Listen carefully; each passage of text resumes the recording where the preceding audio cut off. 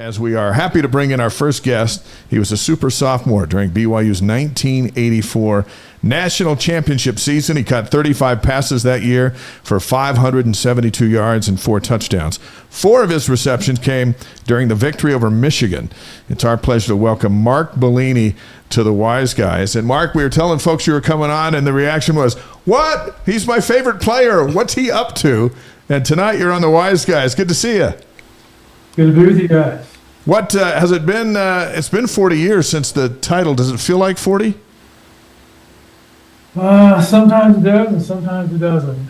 Sometimes you think back and it seems like it's been a long time, and then other times, maybe you're talking to somebody, one of the guys or something like that, and it seems like just yesterday. So it kind of depends upon your frame of mind. As we think about it, what was the biggest play for you that season? The one that stood out in your memory as, I love that play, that was huge.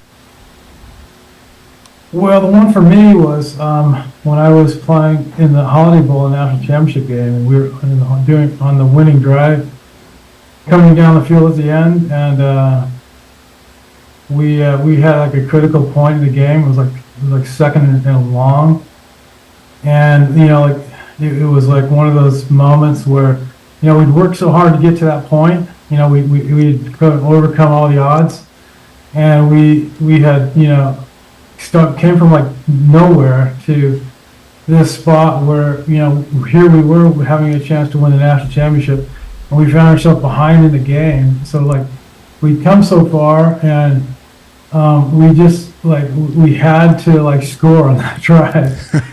It was second and long, and we're just looking around going, we gotta come through here, guys. And so I caught like we called a post cross, like a deep cross in the middle play we called 63, and I caught it, and caught like 20 yards down the field, and then I got face mask and tacked on it at 15 yards. So it ended up being maybe a 35 or 40 yard gain or something like that, and kept the drive going, and we had brought us some new life on that final drive. So for me personally, being I was only a sophomore, and so that was probably my biggest play of the year. That was huge. 35 yards late in the game. For sure. Mark, so every player has a couple of games in their minds when they go back to their seasons, and sometimes even their career, right? Like I remember 2009, I remember us beating Oklahoma, Wyoming, and then Utah overtime. All the other games are kind of hazy, right? When it comes to you in that season, is it the same? You have a couple games that are seared in your mind, or does winning a national championship kind of just remove all the other games, and that's your fondest memory? No, I think you make a good point there. I mean, there's certain things that really stand out. Those key moments. There was one game that seemed like almost inconsequential during the year was when we went to play Hawaii. And Hawaii wasn't that good, and we were really good, and we were steamrolling at that time, moving right up the charts, and we just kind of thought we'd go into Hawaii and just basically show up there a few days before the game, do some surfing, and goof around a little bit, riding mopeds around the island, win the game and come home. And we found ourselves in an absolute dogfight there late in the game, and it was a brutal game in Hawaii. We have a lot of Polynesian guys on our team. Yeah. There's a lot of Hawaiian guys on the team that there was a lot of scores to settle that those Hawaiian guys had with some of the guys that left to play for BYU, and man, that they came ready to play. And they, those Hawaiian people are some tough hombres, so they gave us all they had that night, and by the time we were playing the game, and it was we were playing a night game there, and by the time we got done playing, it was 1 o'clock in the morning in Utah, or maybe even later.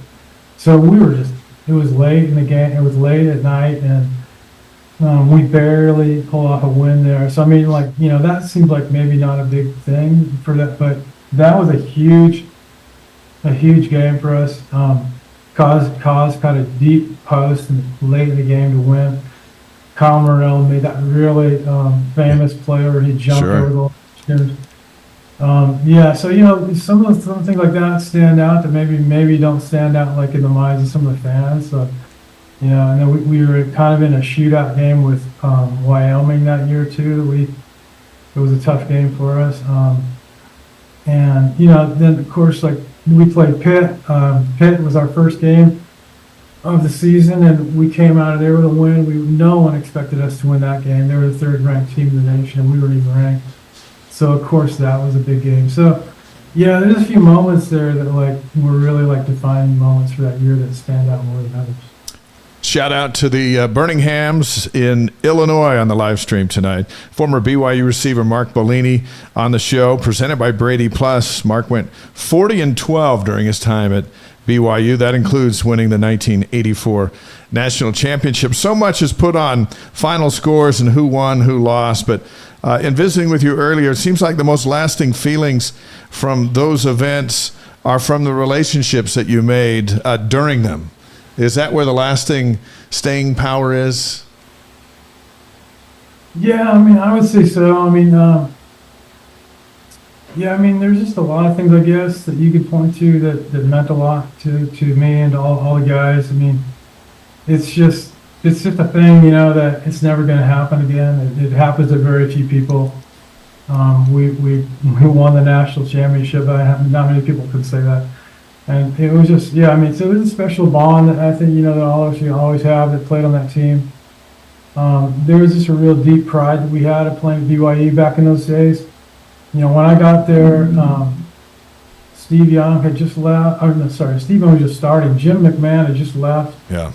He left a legacy at BYU. He broke all the passing records. Steve Young comes in right behind him, and he's tearing it up. We had this just tremendous pride as a team. We were setting all kinds of records in the passing game. We were, really doing some, we were like the groundbreakers in the passing game. So, for all the teams, back in those days, no one threw the ball, like we did, and we came out and we threw the ball, and we were just doing things that no one else had done. It was an exciting time. It was like exciting for a number of reasons. I mean, just the guys, that we all played together, and we all, we're all going to have that bond together that's going to seal us together forever. Just being a part of something that was really groundbreaking in terms of, just being a passing team that really could win the big games. And, then just, I think, BYU too is like, it's always like, you're always going to be connected to the church in my mind. Yeah. When you're playing at BYU, like there's just no way to separate those two things. So it was like an interesting time too for the Church of Jesus Christ of Latter-day Saints, and just there was a lot of people that were learning about our religion, and when playing, and so there's a lot of cool things that went along with it. So Mark, speaking on that, I have another question, but since you brought up the church, I want to talk to you about this specifically. Like so many before you, during your time at BYU, you were introduced into the church and you got baptized, and obviously a decision like that to follow a certain religion or doctrine is life changing, and so explain that experience and the impact that it's had on your life thus far. Yeah, I mean, every time I start talking about the 1984 year, it turns into like a fireside. It's your fault, Mark. I mean, I don't really intend it to do, but like to me, there's just like no way to separate the two things, because they all blended together for me. And so like, yeah, I came to BYU and I was not a member of the church. And so I ended up, it was kind of crazy. In order to graduate from BYU, they force you to read the Book of Mormon. Yep. Mm-hmm. And you got the classes that they make you take. Like they have 2 classes, and you have to read it because you get tested on the material. So it's like you get tested on like, hey, who is Abinadi or whatever. What did this guy do? And Yeah. you're like, I got to read this thing. And so in the beginning, I just kind of started reading it, and I was just kind of reading it to whether we passed the test and stuff like that. And then as time went on, I really, it sort of started becoming clear to me that, like, this is a pretty complicated book here, about this Joseph Smith guy, or how he would have figured out how to write this. He was just some kid that lived on a farm in a upstate New York or what have you. And so I started kind of taking it seriously and reading it. And by the time I was done with the class, and it was funny thing is, I was taking the class at the very same time that I was, we were playing the season in 1984. And I was taking the second half of the Book of Mormon class. And I got done reading the Book of Mormon right around the same time that we were, going in to play Michigan and play the national championship game. So all this stuff was happening all at once. It became pretty clear to me that the Book of Mormon was true. Like I just really couldn't deny that was true. I didn't know how that was going to change my life or what I was going to do with that information. You can take that. I could have taken that information and ignored it.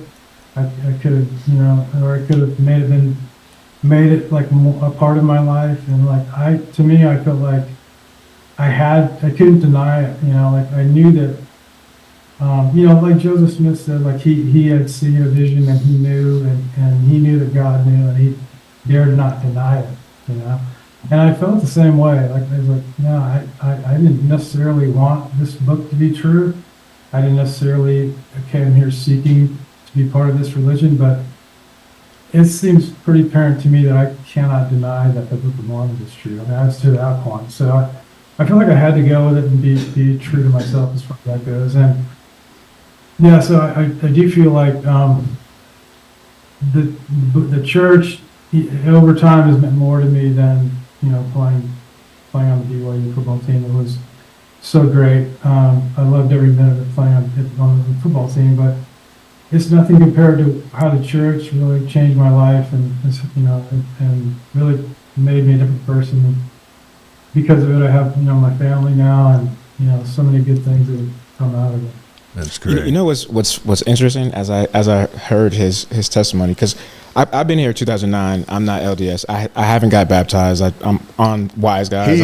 Mark, he's on the extended plan, but we're working on it. So many fans and people just around the area, even family and friends back home, they always ask, why haven't you joined the church yet? And hearing your testimony, it kind of makes sense, because when I was at school, we had to take 4 classes, right? Yeah. Certain church doctrine. And I would always go and find missionaries. So when I say this, promise me the missionaries didn't help you cheat on your test. They didn't help. I call it helping. You call it cheating. You know what I mean? But first, I would say this: when I took the classes, if you weren't LDS, instead of having like a 80-question multiple choice test that you take in the testing center, you'd have like a 5-question take-home, just response essay. Right, essay type. And so I would go and find a missionary, and team up with whoever I was dating at that time, and say, hey, can you make dinner for me and the missionaries? And then while they came over, I would ask them questions, which were actually test questions, and then I would write it down. So maybe that's the reason why I haven't got baptized yet, because I didn't actually do the full work. I kind of cheated a little. Well, at least the important thing is you figured it out. That's right. Hey, Mark, who on the team during that time stood out and were significant examples for you, or had big impacts on you? Gosh, there's so many guys. I mean, all the older guys really stepped up. I mean, like I said, like back then, we played with so much pride. I mean, you just knew in that huddle that everyone in that huddle was not going to lose. Like, it just seemed like, we had so much just pride of playing for BYU. I really just, I can't stress it enough. I don't know how to explain it, but you just knew, like, when you were in that huddle, you look around, like, those guys in that huddle, we're gonna die before we lose this game. Like, we are somehow gonna win. It doesn't matter. And so I think that was just kind of the general feeling of all the guys. Like I said, I think it kind of started like around the Jim McMahon era. Yeah. Steve Young really pulled it through in his years. I mean, the year before we won the national championship, we only lost the first game of the season that year, in 1983, when Steve was playing quarterback. So, we basically were undefeated the year before. I mean, we should have won that first game in 1983, but we didn't for whatever reason. But, so we're on like a 2-year like just nonstop winning streak, and there was just like a sense, from the older guys, when we had the meeting the night before the game, and the veteran players would stand up. Some of the guys that, were really leaders that year were Craig Garrett. Yeah. It's just some of the linemen. We had a kind of the unknown guys.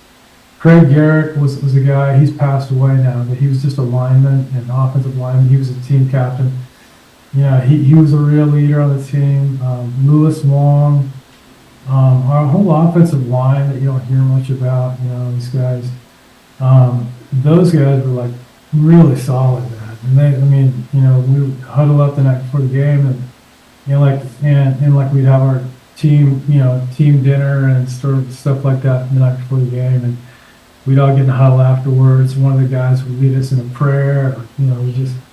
We were fighting, man. These guys, the older guys and the tradition that we had, I don't know, there were just so many guys that stood out and just would stand. Basically everyone, pretty much. It was just a love of that team and the whole football program. You and I are linked by our past, and we talked about it a little bit as I interviewed Mark for a Deseret News piece that's coming up. But so back when you and I were both young at BYU, I had a job as a disc jockey. It's actually before I got to BYU, so I was still in high school, but I got a job as a disc jockey. I didn't know this. And there's the Star Palace, doesn't exist anymore. And we have this raffle, and I'm in charge of giving out the raffle on some Saturday night. And we're giving away a scooter when those things were real popular and cool. And you won. Remember that? And Nice. I gave you the scooter, and I'm thinking, I just gave a scooter to BYU's receiver. I don't even know if this is legal. But that's where you and I first crossed paths, on that golden night at the Star Palace, when I gave you keys to a scooter. Man, that is awesome. What a great connection there. I had just been at Lake Powell for like a week, and I've just been in the sun, and we've been down there like, I don't know, water skiing and goofing around like you do at Lake Powell. I got back and I was really tan, and I got down that night, and they said, I heard on the radio, tanning contest tonight at the Star Palace. I was like, man, I'm really tan. I might go and win this thing, So I decided to show up, and then, it was funny. Like, I hadn't planned on doing it at all, and I got there, and there's a bunch of guys on the team that were there, and so they were all cheering for me, and it was a really fun night. Gosh, that would have been like probably 1983, maybe. It was right 85, 84, maybe 84, 85. It could have been 80, probably 84, 85, 86, in between there. Yeah, you're probably right. Yeah. Yeah. I wonder if they would let me participate in a tanning. Hey, where is that scooter today, Mark? Where is that scooter? And the answer is no, Hero. Oh man, one of the guys crashed it. Danny Plater. Do you remember Danny? Yeah, Plater? sure. Well, his brother John was the wide receiver with me the same year, and John borrowed it, of course, and crashed it somewhere, and ended up like, I don't even know where. Someone told me it went into a river, into the Provo River or something. Yeah, that sounds about right. That sounds about right. right. A bunch of knucklehead football players out driving scooters around. Something bad's gonna happen. Former Cougar receiver Mark Bellini on the Wise Guys. He and his family live in Ojai, California. He works as an environmental consultant after earning a biology degree at BYU. A couple of more questions, and we're sure glad to have you on the show tonight. The Cougars report to fall camp a week from tomorrow. So what are your expectations for the second year in the Big 12? Man, you guys, you're beyond my area of expertise now. I watched the games. I love BYU, but I couldn't even tell you. You're going to be disappointed in me. I couldn't even tell you who could be the quarterback this year or what. So that's all right. That's all right. But as they're heading into a second year in a P5, and from your vantage point from California and the television, and a guy who played, what are your hopes? What do they got to do? You're asking me? Yeah. Well, boy, I really don't know. They gotta get proud, like I just said. More than anything, they've all got to just be proud of being a Cougar, And I think if they just realize and just embrace the tradition, the greatness, the great teams we had, and just get that mindset that no matter what, you know, you're not going to lose. I mean, that to me is more important than anything. We played in a different era. You know, guys aren't, the players nowadays are really kind of pampered a little bit. We weren't like that at all. They're, you know, a lot of people are just kind of looking out for themselves sometimes, maybe, and what the program can do for them, and what their future is going to look like. And I don't know. To me, I think everyone plays better when you're playing for the team. You know, even when you stop thinking about yourself and you start thinking about just the team, then you even play better yourself. So that would be my only suggestion, I guess. Mark, I have a question, because you've in your career, you played against a lot of historic teams, like brand names, right? Hey, and you beat Oklahoma. I played against Oklahoma and lost to Florida State twice, but beat teams like Washington, and so it was always an interesting transition when we went from playing in Wyoming to then like the next week playing against like a Florida State. And I just always remember how starstruck, my teammates were. And I was trying to get everybody to understand, hey, they put, their pants on just like us. They bleed like how we bleed. They are on the field and have scholarship just like we do. So when it was during your career, how did you guys as a team, were able to block out, hey, like the starstruck or the stardom of, hey, this is this brand name school, and then go out and playing ball?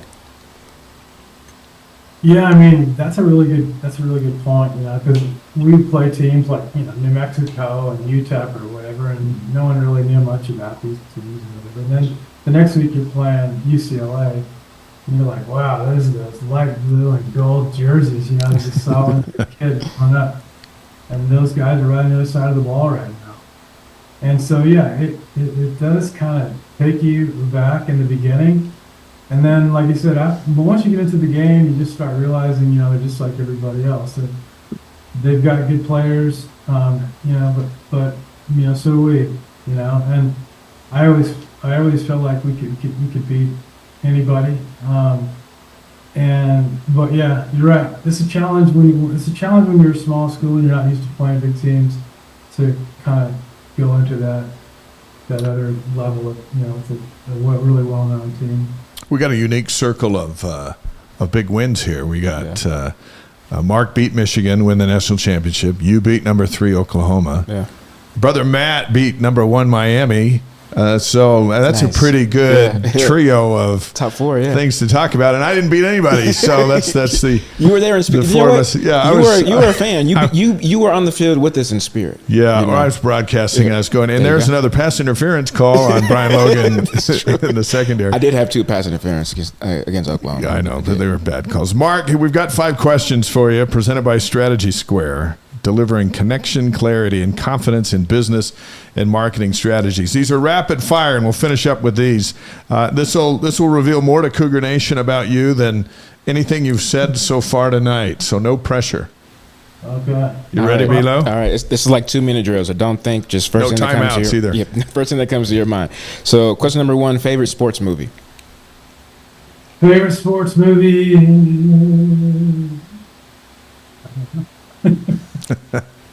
Favorite spot. I can't even think of a sports movie. Yeah, this kind of pressure that pops up here like this. That's what happens with a 2-minute drill. Yeah. Right. Come on, you're going over the middle. You're going to get 35 yards. You're driving late in the game.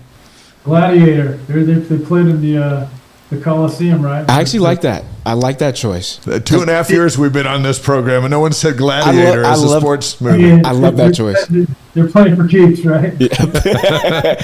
I love that choice because it's one of my top favorite movies. And I actually watched at least that movie maybe 10 times during the season to kind of get me hyped up. And technically, the people in the crowd were betting on how long the Gladiators would last. Even though when you walked into the arena and you knew you may lose your life, it still was a sport back then. So I will accept that. You're on the record with Gladiator. Number 2, favorite.